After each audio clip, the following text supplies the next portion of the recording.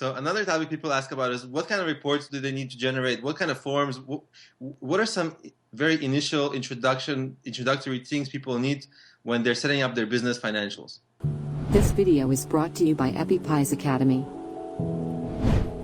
Yeah, that's a great question, because a lot of times when you look online for that information, you're given something that's like a Fortune 500 deal where it's like 50 and you're like, I don't know what that is. Or you're given something that's very personal finance oriented and it doesn't really dovetail well with your business. So it's hard to find like, what exactly do I need as a small business? So when we're talking small business, we're talking like maybe 5 employees or less.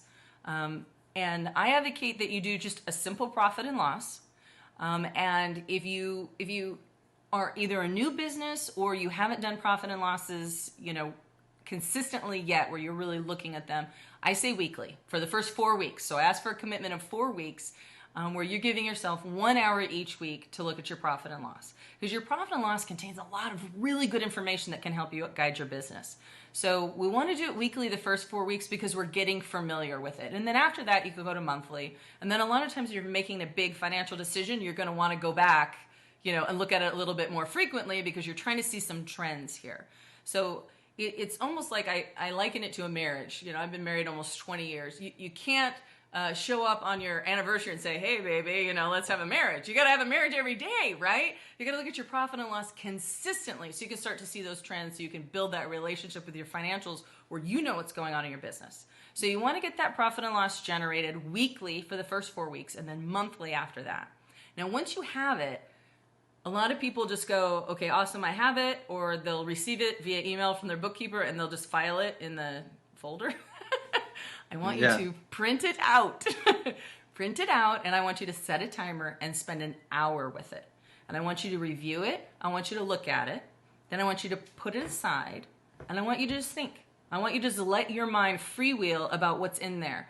Because what we're looking for here is not numbers. What we're looking for here is concepts. Because your P&L is going to show you what your business is doing. It's going to show you where you're making money. It's going to show you where you're losing money. You're going to have a lot of great ideas. You're going to see like, oh, we made a lot of money doing this. What if we tweaked it a little bit and kind of presented it this way? We could make a lot more money, or we're just hemorrhaging money. Maybe you're looking at your staff costs and you think, oh, geez, that Brian. Yeah, now that I look at what we're paying him, I'm not really excited about having Brian on my team. So put it aside, let your mind think. And then pick it back up, circle the things that you find interesting, and use it. You can use it to make a to-do list, because your P&L will tell you what needs to happen in your business. So if you spend that hour with your P&L, you will have the 30,000-foot view on your business, and you'll really guide your business. I call it mining for P&L gold. There's just gold in there that you can use to guide your business. And I think a lot of people think it's just about numbers, and it's really almost not at all about the numbers. It's just the numbers show you where you're going and where the opportunities are. Yeah, I think as we were talking, I'm getting a theme from you that as a business owner, you have to be like deep in your business. You have to understand the ins and outs of it. And I think people skip that. I mean, in finance, they definitely want to skip that. But people skip that all the time. Like in marketing, in your product quality, they're like, oh, maybe some person X will just take care of that, and I never have to think about it. And if you're a business owner, if you're like, well, if you're doing that with your marketing, and you're doing that with your product, and you're doing that with your finances, what is really going on with your business? You don't know.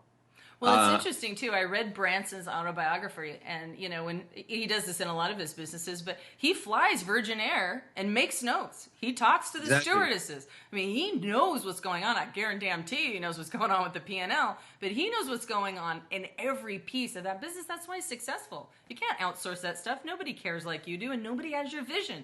That's why you're the business owner. Yeah, you have a good term like P&L gold. I have a really not a good term.